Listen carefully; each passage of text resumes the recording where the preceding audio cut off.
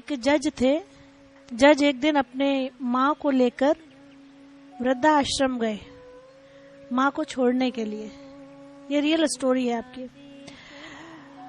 और वृद्धाश्रम में जाके उन्होंने अपनी माँ को रखा कि यहाँ आप रहिए।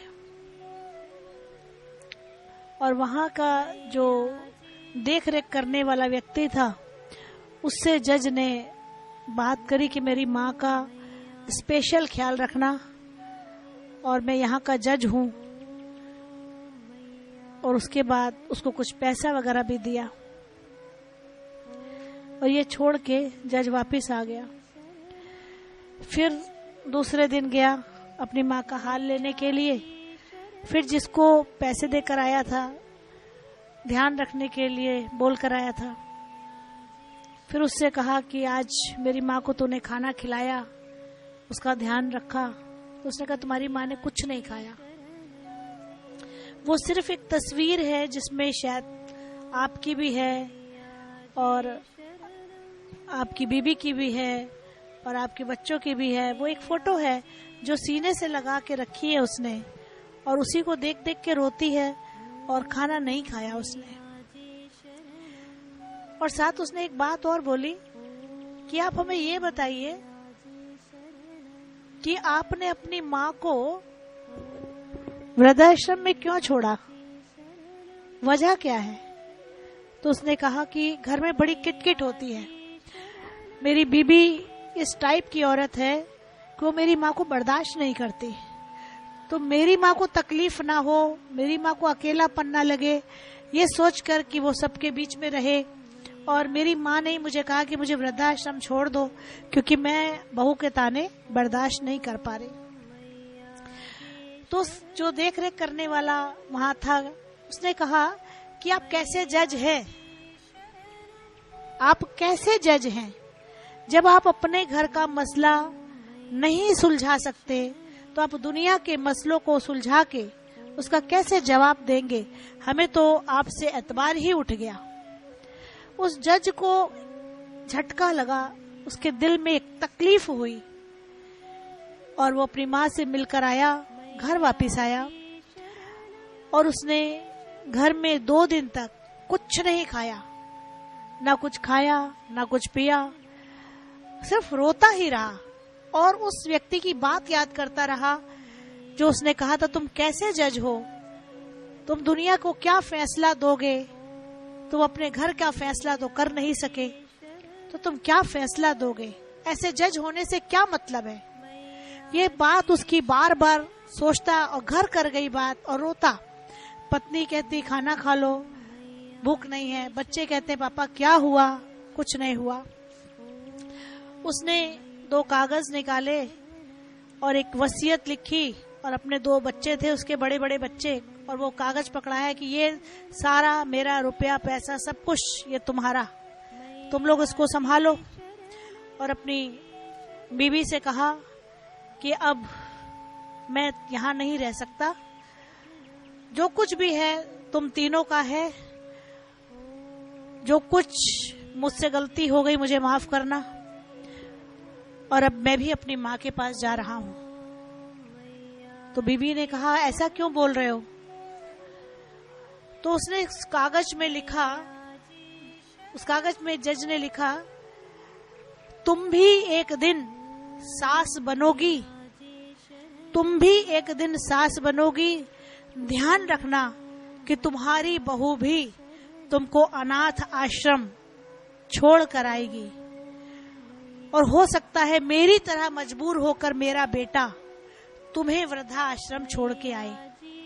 और ये कागज दे के निकल आया। उसने ये भी नहीं देखा कि मेरी औरत ने पढ़ा कि नहीं पढ़ा, और ये दे के वो बाहर निकल आया और बाहर सीधा अनाथ आश्रम पहुंचा। अनाथ आश्रम पहुंच के अपनी माँ के गले लग के खूब रोया, माँ के चरणों को चूमा और कहा माँ मुझे माफ कर दे। माँ ने कहा बेटा तेरी इसमें कोई गलती नहीं है, मेरे कहने पे ही तो तू लाया है, क्योंकि मैं घर में जी नहीं पा रही थी। अगर मैं तेरे घर में रहती तो मैं मर जाती, कम से कम यहाँ 4 लोग तो हैं। तो उसने कहा नहीं माँ, अब तेरे साथ मैं रहूंगा, मैं तुझे अकेला नहीं छोड़ सकता, मैं और तू दोनों यहाँ साथ रहेंगे। और मैं जज की नौकरी पे इस्तीफा दूंगा, मुझे कोई नौकरी नहीं करनी, कोई मेरा घर नहीं, कोई मेरी बीवी नहीं, कोई मेरे बच्चे नहीं, मेरी सिर्फ माँ है। क्यों?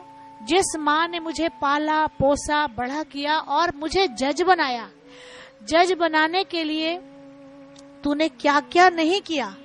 तब तक देखता कि अभी वो माँ से बातें कर रहा, तब तक देखता क्या बीबी बच्चे दोनों ही।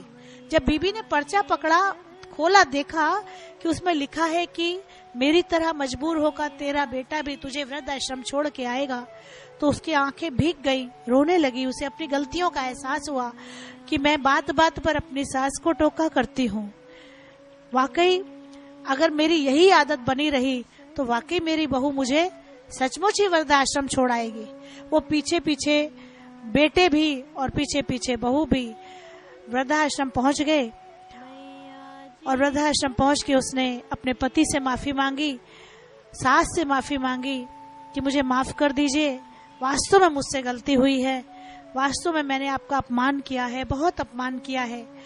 तो उसने, जज ने अपनी बीवी से कहा कि जिस माँ को मजबूर तुमने कर दिया वृद्धाश्रम में आने के लिए और मुझे मजबूर कर दिया कि वृद्धाश्रम छोड़ने के लिए, तुम्हें पता है कि इस माँ ने मुझे किस तरह पढ़ाया है, किस तरह इसने पढ़ाया। घर, लोगों के घर में बर्तन मांज कर, लोगों के घर में सफाइयां करके इस माँ ने मुझे जज बनाया है।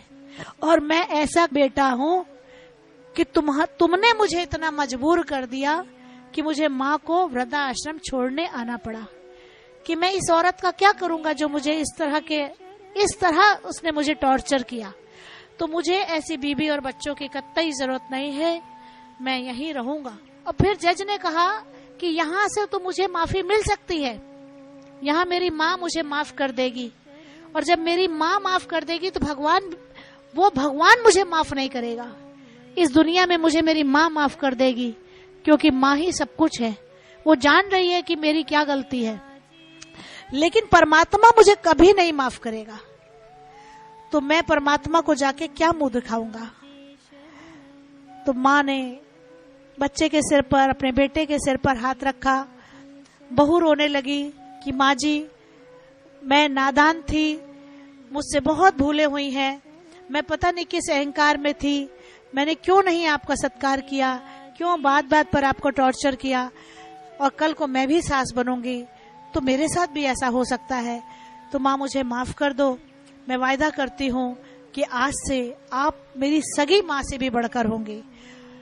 माँ तो फिर माँ होती है, माँ का कलेजा जैसा कलेजा किसी का नहीं, माँ का दिल फिर माँ का ही है। माँ ने सचमुच अपनी बहू को भी माफ कर दिया, अपने पोतों को भी माफ कर दिया और गले से लगा लिया। और उस व्यक्ति को जिसको देख रेख के लिए कहा गया था, वो व्यक्ति वही आया। जज ने कहा कि तेरी बातों ने मुझे झकझोर दिया, दुनिया के फैसले में करता था, अपने घर के फैसले में नहीं कर पाया, ये तेरी इस बात ने मुझे झकझोर दिया और मैं 2 दिन तक सोया नहीं, रोता रहा। और आज उसी बात ने मुझे मजबूर किया है कि मैं अपनी माँ को लेके जा पा रहा हूँ। और जज उठा और उस साधारण से व्यक्ति का, जो देख रेख करने वाला व्यक्ति था, उठ के उसके चरणों को छू लिया, झुक गया जज। वो कहने लगा, आप ये क्या कर रहे हैं, आप इतने बड़े जज हैं। कहते, मैं दुनिया के लिए जज हूँ, लेकिन तेरे लिए जज नहीं हूँ, तू मेरा जज है, क्योंकि तूने मुझे इतनी बड़ी सीख दी है, इतना बड़ा पाप होने से तूने मुझे और मेरे परिवार को बचा लिया है। बोलो सच्चे दरबार की, माँ के प्यार की जयकारा शेरा वालिदा। तो ये सही घटना है, सच्ची घटना है। आप कभी वृद्धाश्रम में जाओ तो आप हैरान होगे, उनकी आंखें, कभी जब वृद्धाश्रम में जाओ आप उनकी आंखों में देखो जाके, उनकी आंखें ऐसा लगता है जैसे बोलती हैं कि कोई है जो मुझे यहाँ से ले चलेगा, कोई है जो मुझे भी प्यार से 2 बोल बोलने के लिए यहाँ आएगा। उनकी आंखें दरवाजे पे टकटकी लगाकर निहारती हैं कि क्या कभी मेरा बेटा या कभी मेरी बहू या कभी मेरे पोते पोतियां या कोई रिश्तेदार कभी मुझे देखने आएंगे? वृद्धाश्रम में कभी जाके देखो, उनकी आंखें देखो, उनके पास जाके 5 मिनट बैठो, उनका हाल चाल पूछो, तो आपको लगेगा कि जीवन में कितना दुख है। अपना दुख राई से भी कम है। नमो नमो गुरुदेव तुझको नमो नमः। नमो नमो